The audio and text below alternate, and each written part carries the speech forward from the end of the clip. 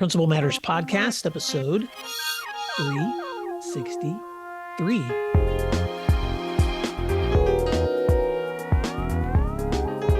Hi, friends. This is Will Parker, host of Principal Matters, the school leaders podcast, where each week we bring you inspiring, innovative, and imaginative ideas. This week, I'm back with my co-host, Jen Schwanke, Deputy Superintendent at Dublin City Schools and author of 3 great books and a 4th coming out in February. Jen, welcome back to Principal Matters. This week, we're going to talk about building stronger, authentic relationships with a question from a listener. How are you doing, Jen? And maybe you can set up today's show for us. Oh, okay. Yes. Hi, Will, and hi, listeners. I'm happy to set up the show today. We're pretty excited about this topic. This comes from a question from a listener. And the listener says, okay, I've got a small school and I'm really struggling with the fact that maybe because of COVID, post-COVID, everybody seems to be working in a silo-like mentality. And we seem to have trouble shaking out of this. And so the principal is saying, how do I help my staff build relationships that are authentic? How can we be more cohesive? This principal doesn't want to just come to school and have a whole bunch of individuals who happen to work at the same place. And I love this question because I think a lot of principals are struggling with this. And I don't know if it has been intensified as we recover from COVID, or if this is something that's been on principals' mind since the earth cooled. I suspect it's the latter. I suspect principals are always thinking about this. I do too. And Jen, I just have to throw in something that probably wasn't being listened to on your side, but on my side, Alexa just alerted that someone's at my door. So if that came across to Principal Matters listeners, I apologize for the distraction, but the joy of recording from our homes. So let me circle back, Jen, and say to this principal, thank you for having your finger on the pulse of what matters most with your teachers and your staff, because you and I both know that unless that cohesive, authentic, vibrant, I like that word cohesive is the one that's standing out to me the most. Unless that environment is existing among our teachers, we will not be effectively serving students. I mean, we can go through the motions, we can still increase learning, et cetera. But you and I both know that the healthy cultures are what creates best outcomes for student learning. And when teachers feel connected and trusted or they enjoy working with one another, man, it's infectious. You and I both know that from schools we worked in, but also from schools we visit. You can feel that energy when people are connected. Well, and do you remember when we started thinking about this, I went back to last February when you and I worked together in Oklahoma. We were presenting to a large group. And one of the things that I said to the group was schools are a lot like family. And I think it will help this principal to think about that, because I know as a mother and as a wife, there's times I'm like, what's everybody doing in their room? Come on, everybody get out here. Let's all have dinner together. Let's all go on a walk. Let's all go to the movies. And so I think there is a instinct in a lot of people to withdraw and to go into a space that might not challenge them at that moment. And especially when you work with teenagers or young adults, sometimes they just don't want to deal with the larger picture, right? But as a principal or as a parent or as a spouse or whatever partner, you might have to think about how to draw people out as you would a family. So I think we have some ideas, Will, that we're excited to share with listeners. Let's do it. Let's talk about some strategies. And again, every time you and I share ideas, Jen, they're not prescriptive, but they're certainly based on the experiences that we've seen in our schools or in other schools. So why don't you go first and talk a little bit about some ideas where a leader can pull people together? Right. Well, I think the first thing to do is to not take it all on yourself. One person cannot a cohesive school make. One person can have the vision and one person can say, hey, this is where I want us to go. But a principal needs to ask for help. Don't go at it alone. And by that, I mean, maybe you pull a team of teachers together and ask them explicitly, why do you think that people are working alone right now? Are they overwhelmed? Is there a trust issue? do they maybe not know each other? Do we have too many new staff members with whom we haven't had way to connect them? I think that you need to get to the root of the silo, and you can't do it alone. Every single time in my career where I've thought, oh, I know the answer to the why, if I've asked somebody else, I've had a different perspective. And I thought, oh, that would have been a misstep if I went alone with what I thought the reason was, and therefore what I thought the solution was. So, my idea there is to this principal and any principal who's facing this question, get a team, ask other people. And this might be formal. It might be a formal meeting where 5 or 6 of you sit down and talk about it, or you may just start to gather little tidbits from people as you're having casual conversations in the hallways or in classrooms or in walkthroughs, that kind of thing.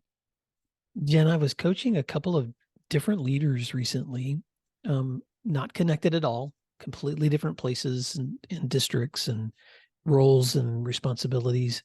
And they were both communicating a very similar sentiment that this listener is. And one of them actually used these terms. He was talking about trying to understand both the smarts and the hearts of the people with whom he was working. And in response to his trying to figure out the next step he should take, I asked him, when is the last time you communicated your heart to the people that you're trying to serve? And so what I like about that suggestion you made, which is just ask outright, sometimes it's also important to communicate outright, hey, I'm concerned. This is what I'm viewing. This is what I think I'm sensing. Can you help me understand this? But also just communicating your heart, which is, I want us to be a cohesive team. I want us to be healthy. I want us to be functioning. I want us to work together. And the second friend I'm referencing was sharing with me this summer how he recognized in his leadership team, and he leads at a very high district level. In his leadership team, he was recognizing the need for more cohesiveness among that group. And they had been pouring a lot of time and effort and energy into supporting all of the other layers of leadership below them, but not their own. And so he set intentional times for this coming school year to pull together that team with that direct goal. And he communicated that to them on the front end. This is my heart. This is what I want to do because I value this. And so now he has scheduled into his year and all of their time too, the same thing they were scheduling in for all the other development they were doing, but for one another. And so I just think it's so important to be able to communicate your heart to people and then ask them those important questions that you were asking too. What do you value? What do you maybe regret about the work that you're doing? But just giving them an opportunity. In fact, those were two questions that I actually, my friend told me that when they had their very first meeting, he opened with those two questions. Tell me what you value the most about your work here. And then tell me about a regret you have from the time you've been here.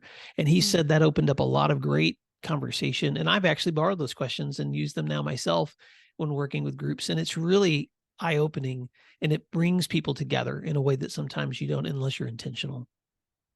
I'm writing this down. Sorry, listeners, for the pause. I love that. What do you, what is it that you love about this? Could be a question. And then what do you regret? Because that might lead to some real soul searching there. I love that. So, how do you do it? I think we talked more conceptually now, but let's dig into what specific things your leadership team might come up with in term or whoever you have at the table thinking about this with you. Go ahead. Why don't you take, no, I'm going to say, because you and I both served at all of different levels, but I want you to talk from the elementary perspective for just a little bit. And then let me talk from the secondary perspective, just to help people kind of get some context for some of these ideas. Sure.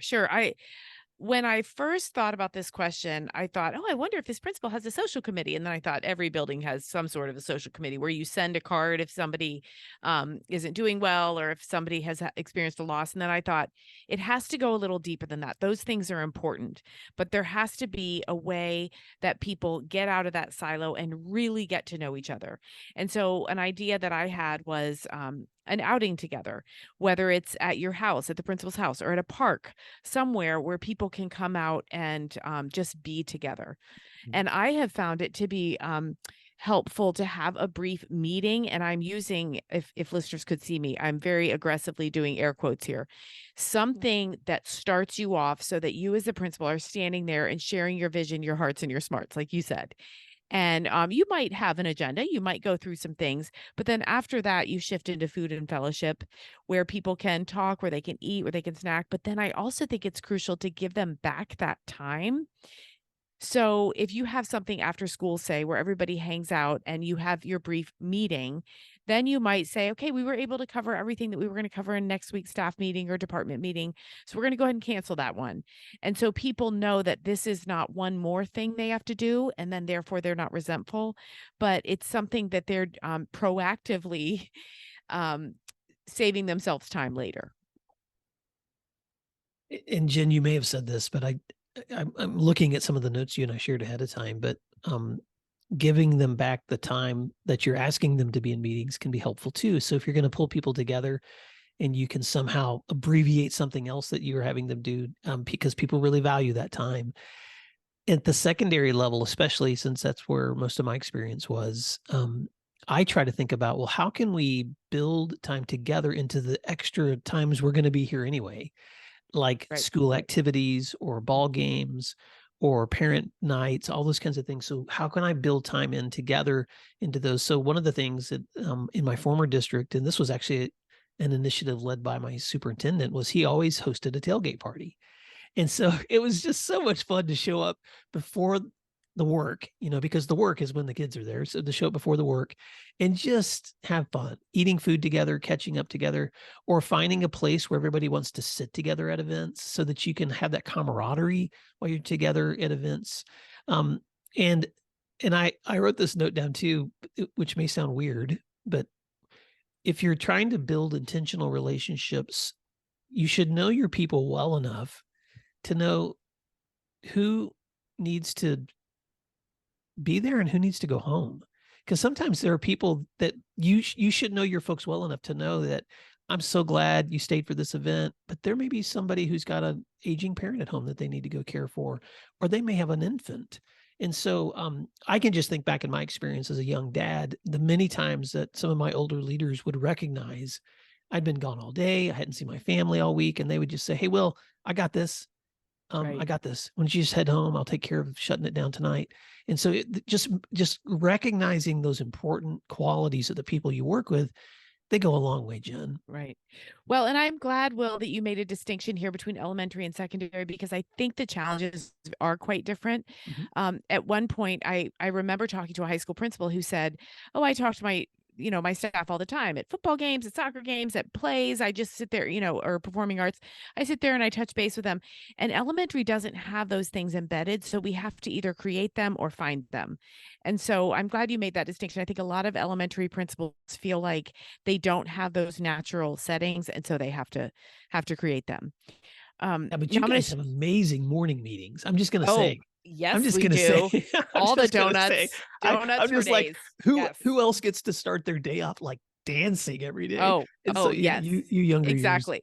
Well, and to that point, things like bus duty and recess duty. I used to love going out to recess because I'd find a few teachers to chat with. First of all, it makes the time go faster because any elementary person knows that a 15-minute recess is actually 800,000 minutes. So you have to find somebody to talk to, right? And I love to ask questions like, "What brought you here? What was your journey? Tell me about yourself. Tell me about your kids. Tell me what they care about." So just getting to know people that way. Yeah. Um, Let's talk and about how to frame. I'm sorry, Jen. no, we have so many things to say. We This is we our biggest do. So problem. I so know. so I want to take us to the next suggestion, which is how do we frame our meetings? Because we know there's always business that needs to be conducted, but how do we frame those meetings in a way that also embeds connection? Well, I always had a fun way to start meetings. And I didn't do this all the time, but I did do it when I felt like we were kind of losing touch with one another. And so I would start meetings, small or large, with other people sharing about somebody else in the room. And of course, it had to be positive. But I would say, okay, share it. Let's have 5 people just share a quick tidbit that they've noticed or that they've seen about someone else in this room.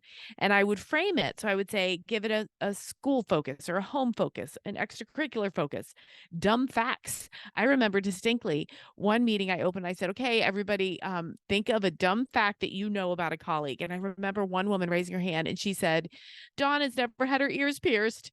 And everybody's like, Dawn, you've never had your ears pierced? And of course, everybody's now looking at Dawn's ears. And Dawn's like, no, I just never wanted to. It seems like a terrible idea. And I remember another one saying, so and so has never been to Michael's craft store. What? Everybody's been to Michael's. And so it became this fun little opening that then I heard it carry through the lounge. You've never had your ears pierced? And then it told somebody told stories about her grandmother who had those fake earrings, those big old clunky costume jewelry. And so it just connected, and it was a dumb facts opening, you Oh, know. that's So fun. that's just one fun Yeah. idea. Well, Jen, can I share a quick dumb fact about myself? Please, we want to Like know. I have never watched Ted Lasso. And what I'm discovering is that like so many leaders watch this. I was in a training last week in Louisville, Kentucky, and right in the middle of the training, a principal raises his hand and goes, "Well, that's such a great point. It reminds me of what Ted Lasso said." And he starts quoting, and everybody in the room was like nodding their heads. And I'm like, Right. all right, dumb fact. I need to I guess I know, need to dumb start fact. watching Ted Lasso. There's some listener out there right now that's going to be emailing me with an encouragement to watch Ted Lasso. So Oh, everybody bring it on. believes in Ted Lasso. Yes, and maybe we should do a dumb facts episode about ourselves because I have a few too. I have one right now that I'm not going to share because I know I will get emails telling me that I'm wrong. So I won't do that. No, So but I love that idea, Jen. yeah, dumb facts. So you had an idea about this too. Yeah, well, About when you ask your staff to get together, um, I love the idea of remembering the human quality of having them working. So if you're the only one speaking, you're probably running a meeting that people don't want to be at. And so think about how right. you embed the expertise of others who actually know more than you do about things like their own curriculum or activities happening within the school or sometimes school safety. And then I also think, and this is going to sound so like, well, please don't ask me to do this, but I'm just going to go there anyway. Set norms with your staff. Like if you're having meetings with your staff, ask them at the front end, if you've never done this before, what do you want from our time together? Ask them and let them share what they value about the time that they're sitting in those settings together. And some of them may say things that surprise you. Some of them may say things that offend you. Some of them may say things that inspire you. But most of the time, when you give others an opportunity to say what they want in a meeting, then they own those outcomes. For instance, if Right. they say to you, I want to start and end on time, then you're like, all right, we're committed to starting and ending on time. Is everybody else committed to starting and ending on time? We want this to be meaningful and not stuff you could just give us to an email. All right, look at this agenda. Is there anything on here that we could just email you and I don't have to waste your time talking about? And so, and in fact, I've mentioned this before, Jen, but I used to pull some of my leader teachers together before staff meetings and have them go through my agenda and mark out the stuff that was going to be a waste of time or tell me the things that I'm not including that should have been included. So again, it's that collaborative welcoming other people into the process so that your meetings become a place where you're re-energized by each other's presence, not deflated by just another meeting. Right. Right. Well, that meme, I just attended another staff meeting that could have been an email. You should make it a mission to not have anybody use that meme after one of your meetings, right? I love it. Can you talk about what you mean by focusing on good gossip? Yeah. So gossip has such a negative connotation as it should because gossip is toxic. But there's principals can think about ways that good gossip can bring people out of their silos. So I'm envisioning at the end of a staff meeting or at the end of a staff newsletter that you send every week, you talk about people and the wonderful things they're doing in a way that inspires them to go seek out more information. So here's an example. Hey everyone, I don't know if you've seen, but Marianne has built a amazing new system in her specialized learning center. You guys should stop by and see that if you have time. Or, hey everyone, there's a new classroom set up in the EL department. You really need to go take a look. So shout out to the EL team for their ingenuity and their time this summer setting up their department. And it could be personal stuff too. So, hey everyone, just remember Nate's daughter's getting married this weekend. Let's wish him well. Anything that will elicit conversation between people in a positive way. So again, you heard me give two examples that were more in the professional realm, and then you heard me give an example that's on the personal realm. This is positive gossip that gets people talking about and to each other. I never do this without asking permission, ever. Mm. I say, hey, I just think this is really incredible. Do you mind if I share it with the staff? Because I think this is a way that we can all feel really good about the work they're doing or about the relationship that we have with one another. So I get permission. And I also work to highlight not things that just matter to me, but things that I want that other people might notice and I might not. So you might even have fun with it and say to a couple of trusted colleagues or leaders in your building, what's some good gossip we can really highlight here? What will get people talking about one another in a positive way? I love that, Jen. And I'm going to steal a couple of ideas here from friends, but I have a good friend, Chris LeGrand, who was the principal of Guthrie High School in Oklahoma. Now he's the executive director for Oklahoma's Secondary Principals Association, where I used to be. And Chris had a long time tradition at his school of traveling trophies. And those traveling trophies were for, I believe, different kinds of recognitions that were handed out at the end of every meeting that they had. And so one of them was like a big yellow smiley face for someone who lights up the day of someone else. And one of them was a big heart, that for someone who's been serving with such passion in the work that they do. And one of them was like a golden hammer for somebody who's just been so determined and hardworking at what they did. And the cool part is that Chris didn't hand these out. They were traveling trophies. The tradition had begun years before where staff members were recognized, but then every time they returned to a meeting, they were responsible to hand it over to someone else on the team who had been displaying that same kind of quality. And it could be anybody. It could be staff, it could be teachers, it could be custodians. And so it became this expected tradition, but this wonderful way for the staff to continuously recognize one another in the work that they're doing. So I would just encourage leaders to think about your own traditional ways, whether it's inviting stories or having some in your back pocket, or asking your teachers in advance to be prepared to share those celebrations too.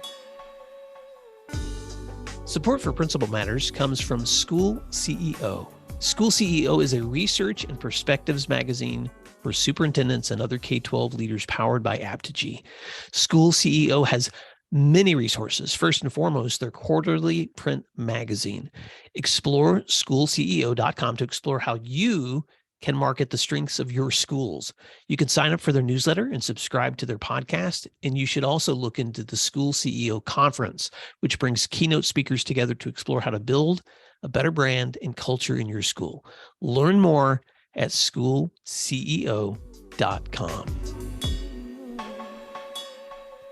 Support for Principal Matters comes from DigiCoach and its walk-through tool. I want you to picture walking through classrooms, observing teachers and students. In just 10 minutes, you hope to see good instructional strategies and student learning taking place, or maybe you have some questions about something missing from instruction or planning. Instead of taking 30 minutes to write a follow-up email or leaving your teacher unsupported, wouldn't it be great to have an app on your phone or tablet where you could send immediate feedback while also collecting data? Enter DigiCoach, a customizable walkthrough and coaching tool created by school leaders for school leaders with thousands of pre-written, research-based commendations and coaching tips empowering you to provide quick, actionable feedback. DigiCoach is not an evaluation tool. Instead, it is an easy-to-use feedback and coaching tool, an efficient way to store your notes and to collect data for improving student outcomes right in your hands. It can be used on iPhone, Android, or tablets and includes speech-to-text functions. Make the most of your walkthroughs with a tool that saves you time and enhances meaningful feedback to your teachers. Go to digicoach.com to learn more, and please tell them Principal Matters recommended you check them out. That's digicoach.com. Well, and that is a great segue to what my final idea was, which is getting students involved. Mm. And I worked with a principal once who had a great tradition. Their school buses were perpetually late. And it, it made people so mad all the time. But the bus drivers couldn't do anything about it. It was a shortage of buses and a shortage of drivers, etc. So this person got the students involved, and there was a traveling prize for the bus that came latest. And the teachers that were on duty, instead of getting more angry about it, it was kind of like the students got a prize, and it was some silly little thing that I think that they gave to the driver. Everybody was kind of involved, and it almost made fun of this lousy problem that they were all dealing with. But it involved the students. And so all of a sudden the students weren't mad if they had to stand out in the rain because they might get the traveling ribbon or whatever it was. So you can be creative about that. But I think getting students involved in getting teachers out of their silos is actually easier than it sounds. You can continue to encourage project-based learning across teachers and teams. Friendly competition with students is always a wonderful way to get teachers into some exciting, good-natured ribbing with one another. You can also do a showcase event, and I always say do these during the day so as not to add something to teachers' plates at night. But some sort of showcase event, whether the PE teacher has a jump roping competition or the art teacher showcases art, and you make time in the day for teachers or students to actually stop by and see it and make comments, positive comments about it or whatever. Get people involved. Food always helps, whether you have some sort of an event where parents drop things off and students help set it up. I mean, I'm just throwing a ton of ideas out there, but I literally envision what will make teachers walk out of their classrooms with their students and be part of the bigger whole. Yeah. And even at the secondary level, Jen, I've seen this be so powerful when you involve your students. For instance, um, some schools I work with will do houses where they'll Right. group students up according to different groups within the school and have them compete throughout the school year, friendly competition in terms of just things that they're doing for school service or academic progress. We did that at the high school level at my last school by grade level. So our ninth graders, 10th graders, 11th graders, 12th graders, we would track throughout the school year their participation in spirit assemblies, their acts of kindness that they were doing throughout the day. And our student council was driving that because our student leaders actually came up with the idea, and it took us a couple of years to figure out how to implement it in a way that would not overwhelm teachers, but actually build morale. And the cool part was we had this very easy to use form that a teacher could just fill out and submit anytime they saw a student doing something that they thought was worth rewarding or worth celebrating, and they would put that grade level in there. And we just kept a running tally. We included in morning announcements, announcing whose numbers were at where. And once a week, we would take these handouts of celebration, these little certificates when kids had been submitted for great activities or great behavior, and they'd get delivered in classes by other student leaders. And so it just created this atmosphere of ongoing recognition of good behavior by teachers for their students, but it creates a culture and an atmosphere that encourages us to look for the good.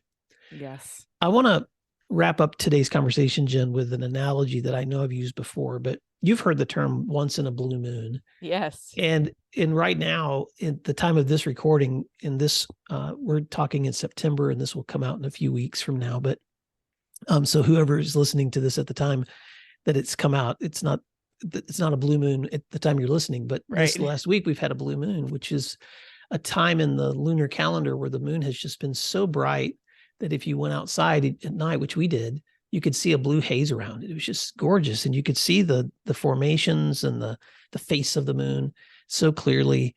But I always like to remind myself that as beautiful as the moon is, no matter where I am on the face of the earth, I can only see one side of it. I can only, unless I get in a spaceship and go to the other side, I can only see one side of it. And school leaders, I just want to remind you that when you're looking at your staff and your students and you're trying to figure out what's going on, remember that you have a privilege and a responsibility to explore that other side of the moon. and to look for those things that are happening that maybe other people don't even know are happening that you could bring to light, or maybe asking those hard questions so people can share with you what's going on so that you can address those and shine a light there.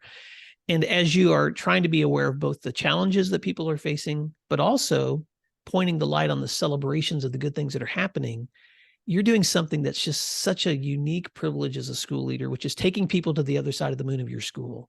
And so whatever you're facing right now, whether you've got high energy or you've got people struggling, and I'm going to guess it's a mix of both, I love how you said, Jen, give yourself permission to look for good gossip.